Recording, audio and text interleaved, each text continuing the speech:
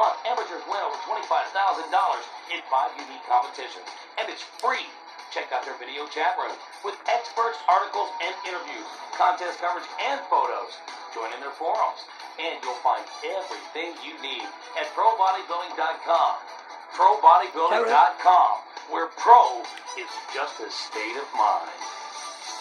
When your research project requires protein recombinant peptides, think of PurePeptides.com. PurePeptides.com operates a state-of-the-art recombinant laboratory with the highest standards of production right here inside the United States. A complete line of stock products like IGF-1 Long-R3, growth hormone-releasing peptides, growth hormone-releasing hormone CJC1295, and mechano growth factors are readily available for the best prices at PurePeptides.com. If you don't see what you need, PurePeptides.com welcomes custom order requests. A team of scientists is ready to serve you. Don't risk the success of your project to questionable foreign sources. Trust PurePeptides.com. Not all compounding pharmacies are created equal. That's why I use Westmoreland Pharmacy and Compounding for all my hormone replacement and pharmacy needs. At Westmoreland, you'll get great service and the best prices. Give them a try. Just call 866-944-6505 today and ask one of their attendants for a price comparison before you have your next prescription filled. You'll be pleasantly surprised. That's 866-944-6505. And be sure to let them know that Carl from Superhuman Radio sent you. Call 866-944-6505. Elevating growth hormone to youthful levels has a myriad of benefits, but getting a prescription is difficult and many people don't like to inject on a daily basis. Now there's Secretropin. Secretropin is a sublingual spray that really works. It raised my natural growth hormone level by 53% in a little over 5 weeks, and it will work for you too. Secretropin is so effective that it's only available through a physician. Learn how you can get Secretropin by visiting RaiseMyGH.com today. That's RaiseMyGH.com. Your radio just got ripped. It's Superhuman Radio. Welcome back to Superhuman Radio. We're talking today with Dr. Argenis von der Planets about raw food eating, specifically raw animal proteins. So, Dr. von der Planets, if you're going to eat raw eggs, it's probably best to get you said they're called pastured or pasture-raised. Eggs are the best. I also noticed that store-bought eggs, the shells are getting increasingly thinner and thinner.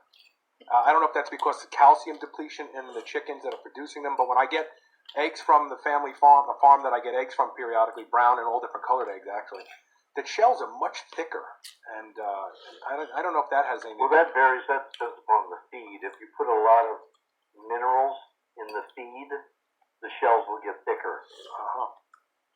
Okay. And that depends upon, the market and who's growing the chickens. And they all differ. I have... some organically fed chickens, which eat, raw meat and bugs and everything else just like they do out in the fields, because chickens are scavengers. Right.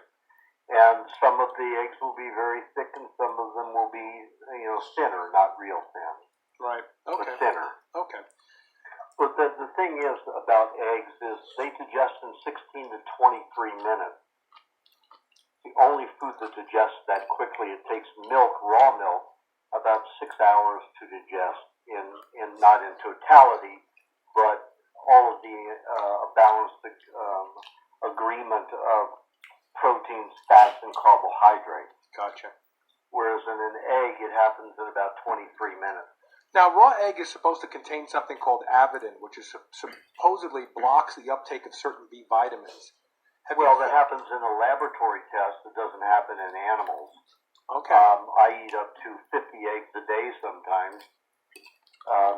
I don't have time to stop and eat the meat, or I don't have, milk at a particular time, or I'm going through a certain kind of detoxification. Then the eggs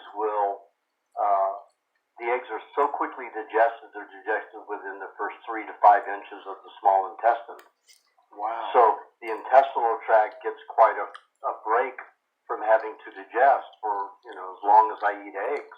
Wow, So sometimes I've eaten 50 eggs a day and nothing else and get vitally healthy. As I said in my book, The Recipe for Living Without Disease, there was a doctor from Maryland who called me and said, I've got an emphysemic patient who was diagnosed 7 years ago. She's mainly been on machines for the past 2 years, and this was on a Thursday night. She said she's going to die this weekend. And I said, well, you're calling me a little late, aren't you? She says, well, you know, the medical profession, you know, the law Pork is sausage. that a person has to be on the medical, Chicken. not remedies, because they're certainly not remedies, but therapies, the medical therapies for 10 years before an MD can suggest anything else. Gotcha. So we are basically by law condemned to the medical profession for 10 years. So anyway, I said, well, the best thing you can do is, you know, you can get her 10 to 15 dozen raw eggs and put them at her bed table and ask her to eat one as often as she can. So I get a call on Monday morning of this raspy voiced woman who says, well, I'm out of bed now. What else can I eat? And I said, well, who are you? And she explained that she was the woman that her doctor had called about. She was supposed to die over the weekend. Yeah, and she was off of the machine. She was out of bed and functioning. Wow. And I said, well, how many eggs did you eat? She said 66, 33 a day on Saturday and Sunday. That's amazing. What else can I do? Cooked So meat. that's what a raw egg diet can do for you if you have fairly good eggs. Okay. Now I want to touch on chicken, but then I want to get back to beef again. You also eat raw chicken from time to time, and also I know people that have worked with you that also eat raw foods that are robust and healthy and have not gotten sick from it. So I want people that are listening to the show to understand that I have friends that have worked with Dr. Von the Planets and have been eating raw foods for many, many years and actually are healthier now than when they first started. So tell me about raw chicken. Raw chicken is just like any other meat. It's a scavenger. Of course, it eats decaying tissue and all of that, but, you know, we come from a place of absolute ignorance. And the people who are highly educated are mainly people that don't get access to, you know, the dirt and the ground. These people are, you know, usually people from very well-to-do families who are white-collar workers. So they're not farmers who go out and become, you know, doctors. So these people believe everything that the medical profession tells them. And the medical profession is run by the pharmaceutical industry. Right. So all of the procedure manuals for doctors are written by the pharmaceutical houses. Right. Mertz is about somewhere around 8 inches thick. Yeah, all the guidance material that they produce. Right. So, of course, there's always going to be prejudice toward anything raw and natural because they want you to be sick and only, you know, and they'll have patience. If you're eating healthfully and raw, especially raw meats, raw eggs, and raw milk, which they're very against, they won't have any customers. Too hot. Wouldn't that be a wonderful thing? Oh, it would be for us, but not for them. If I wanted to start incorporating raw beef into my diet again, should I start small? Should I start with a little, you know, quarter-pound piece of beef? Whatever is comfortable for you. I've had people start off eating 7 pounds in 36 hours. Really? You know, it's up to you what you're comfortable with. Does raw beef digest faster than cooked beef? Well, cooked meat doesn't digest at all unless you eat a raw vegetable with it to help push it through and give it some enzymes. It's complete. Peristalsis completely is arrested with cooked meat. However, or you could eat fruit with it. But with raw meat, you do not want to eat vegetables or anything else with it unless it's a dairy product like butter or tomatoes are okay because it's an acidic food. Anything that's acidic and not high in sugar will allow the meat to digest. But if you ate a raw salad, a vegetable salad with your raw meat, they would counter each other. Interesting.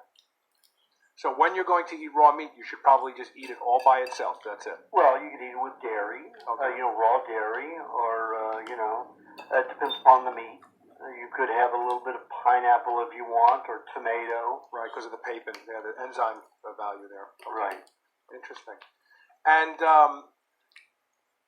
I mean, so the whole shelf life thing about raw meat, I mean, you get raw meat, you keep it in your fridge. As long as you keep it cold, you can eat it raw. And Well, yeah, probably some of you have seen the Ripley's Believe It or Not show that's aired a little more than any other, where I ate meat that was almost a year old. It had fungus of all types on it, parasites of all types, and I ate it, exclusively for about a month and did not get sick at all. So that was on Ripley's Believe It or Not. It's funny. My father used to tell me about a cheese that they produced in Italy, but when they came from Italy to the United States, they weren't allowed to produce this cheese here after a while. Because the worms. Yeah, it had worms in it, and my father used to say it had maggots in it, and they would eat that, and they would. I forget the name of the cheese, but I mean that was kind of regular. Oh, it's an incredibly tasting cheese, and it's so alive. Yeah, no kidding.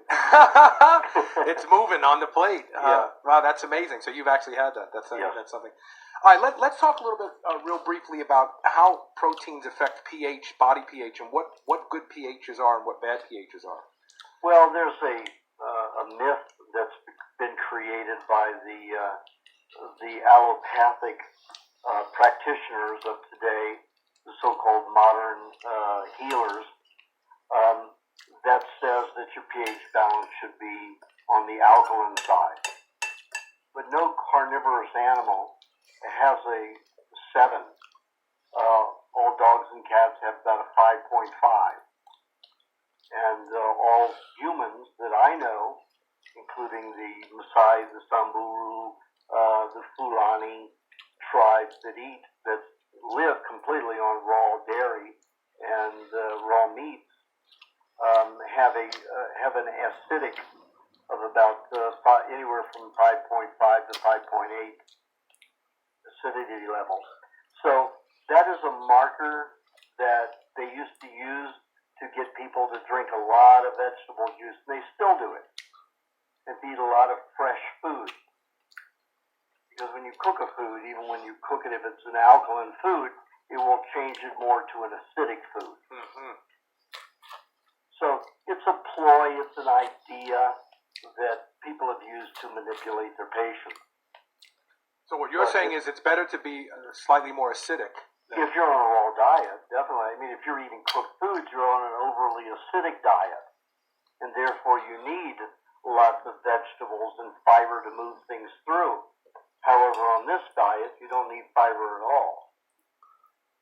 Now, how can I have vegetable juices? No vegetable fiber. How can I ascertain my body pH? What's the best way? I mean, we can get litmus paper at most Walgreens in the United States. Well, I would say ignore it. Eat properly. Okay, but let's say you are interested in finding out where you are before you start this diet, so that you can actually track where you end up. Would taking litmus paper and saliva is a natural filtrate of the blood, as is urine, correct? Correct. Yeah. Okay. So would saliva or urine be adequate to check body pH? Well, each of them might be a degree, a point or two different, but that'll give you the basic range. Okay. And then after eating, for what period of time would you want to eat and incorporate more raw foods into your diet before you check again to see where your pH is going? Well, you could do it on a daily basis. It's usually good when your body's going through a whole phase to have it in phase, unless you're doing it at the same time every day and you're eating exactly the same time. But if you want to find out if your body's balancing, it's best to do it sometime in the morning. Okay, like the morning urine, yeah. Right. Yeah, morning urine, morning saliva, you'll see where you are. My grandmother used to tell me that if you had acne, if you had a pimple, to use your morning urine and put it on the pimple, it would go away. And actually, my sister and I, we went, ooh, But obviously, the old timers, they had all these things down pat. They knew they could. Yeah, well, they knew that the blood is sterile and it has all the nutrients in it that the blood has. Right. It just has some extra ammonia that the kidney generates. So it's even more sterile with the ammonia. And there's lots of vegetarians in India that drink their urine every day because they don't get enough protein, so they recycle their protein from their urine. Wow. It's amazing. Now, on this diet, I used to, when I was a vegetarian, I drank my urine often because I couldn't get enough proteins. I kept just losing weight. And that was definitely helpful. I was able to go from about 98 pounds at 5'8", up to about 118 to 123 pounds just by drinking urine along with the other vegetarian foods that I ate. We're going to go into our last break here, Dr. Von the Planets. When I come back, I want to talk about your touring. You're kind of on a whirlwind tour right now. I want to talk about the different cities that you're going to be in, as well as I want to talk about a couple of your books that you currently have. Okay? Okay. Stay with us. You're listening to Superhuman Radio. We'll be right back.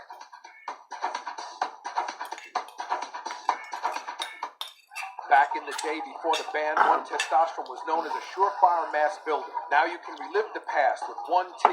1T is a topical pro-steroid precursor that converts to 1 testosterone.